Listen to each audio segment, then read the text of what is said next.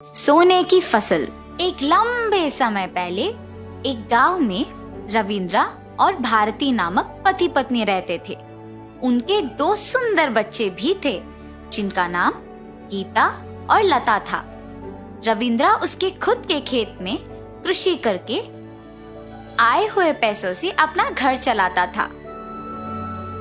रविंद्रा एक अच्छा आदमी था और कोई भी निर्णय जल्दबाजी में नहीं लेता था। सोच समझकर होशियारी से सारे निर्णय लेता था। हर साल खेत के अच्छे उगने पर बिना कोई कमी के अपने परिवार का अच्छा देखभाल करता था। एक साल लगातार कुछ दिनों तक भारी बारिश होने के कारण उसका खेत खराब हो गया। खेत का खराब हो जाने के कारण उसके परिवार का खर्चा संभालना मुश्किल होता था। उम्मीद है कि कम से कम इस बार फसल आएगा, वरना मैं अपने परिवार का ख्याल नहीं रख पाऊंगा। और उसी आशा से वापस खेती करता है और उसी फसल की उम्मीद में रहता है। पर कुछ ही दिनों में वापस भारी बारिश के कारण खेत खराब हो जाता है और फसल भी नहीं आता है। ऐसे 2 साल लगातार बारिश के कारण फसल नहीं आता है। एक दिन ऐसे ही खराब हुए खेत को देख दुखी होके उधर ही बैठ जाता है। उसके बगल वाले खेत में काम करते गिरी उसे देख उसके पास आता है। अरे रविंद्रा, ऐसे क्यों बैठे हो? कुछ नहीं गिरी, मैं सुबह से देख ही रहा हूँ तुम किसी बात पे दुख हो, मुझे नहीं बताओगे? ऐसा कुछ नहीं है गिरी, इस साल के फसल के ऊपर मेरी बहुत उम्मीद थी और पैसे भी सारे खर्च हो गए, इसीलिए समझ में नहीं आ रहा क्या ही करूं मैं।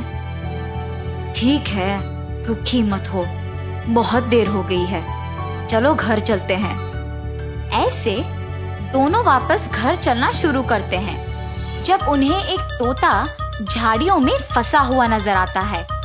रविंद्रा उसके पास जाके उसे उन झाड़ियों से निकालकर उसे अपने हाथों से आजाद करता है और तुरंत वो तोता एक देवता के रूप में बदल जाती है। रविंद्रा और गिरी दोनों ये देख आश्चर्यचकित रह जाते हैं। तोते के रूप से आप देवता कैसे बन गई?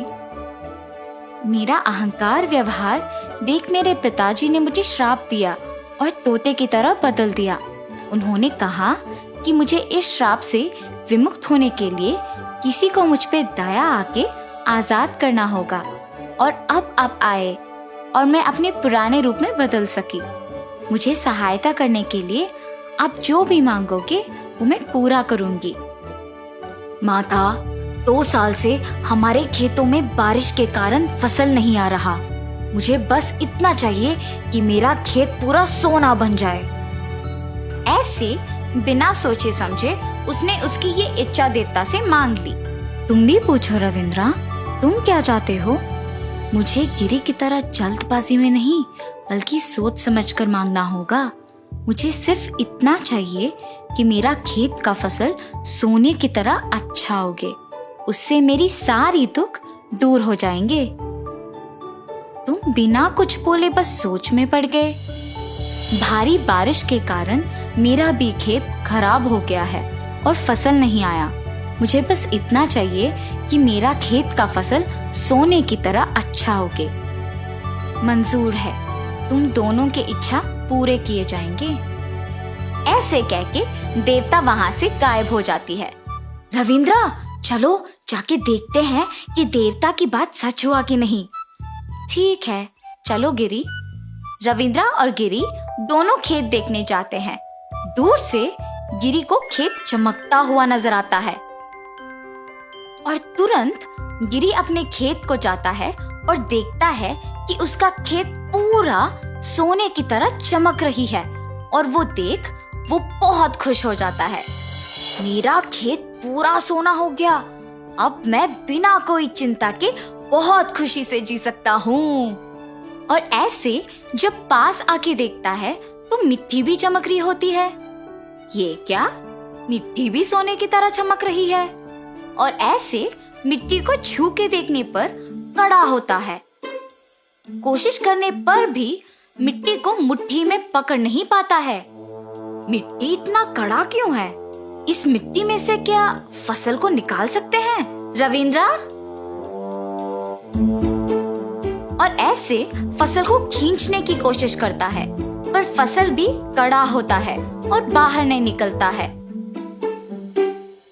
अय्यो, अगर मैं भी उसी के तरह फसल के बदले में खेत को सोने की तरफ बदल देने के लिए मांगता तो शायद ऐसे ही होता। और ये खेत तो अब कोई भी काम की नहीं है। अब मैं क्या करूं? और ऐसे दुखी होता है। क्या रविंद्रा का भी खेत ऐसे ही हो गया होगा? रविंद्रा, चलो जाके तुम्हारा खेत देखते हैं। ठीक है, चलो गिरी। और वहां से दोनों रविंद्रा के खेत की ओर निकलते हैं।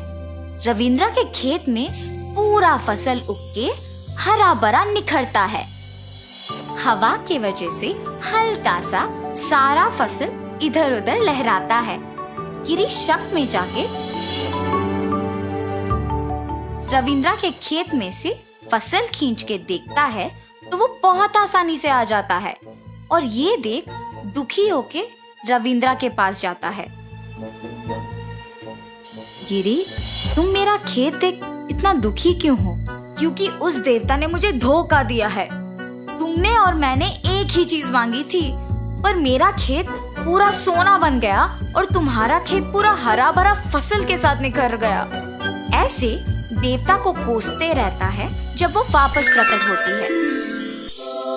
गिरी, तुम मुझे क्यों कोस रहे हो? तुमने यही कहा कि तुम्हें तुम्हारा खेत पूरा सोना होना चाहिए और मैंने वही किया। रविंद्रा ने ये कहा कि उसको उसकी खेत का फसल सोने की तरह उगना चाहिए और वही हुआ। ऐसे कहकर वहां से गायब हो जाती है। अरे रे, मेरे जल्दबाजी के वजह से ही ये सब हुआ है। ये सोच दुखी होता है।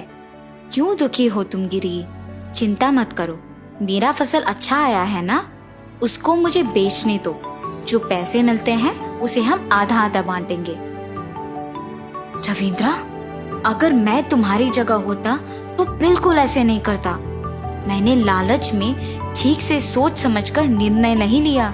तुम्हारी तरह फसल का अच्छा उगना मांगना था, मगर जल्दबाजी में मैंने सोने का खेत मांग लिया था।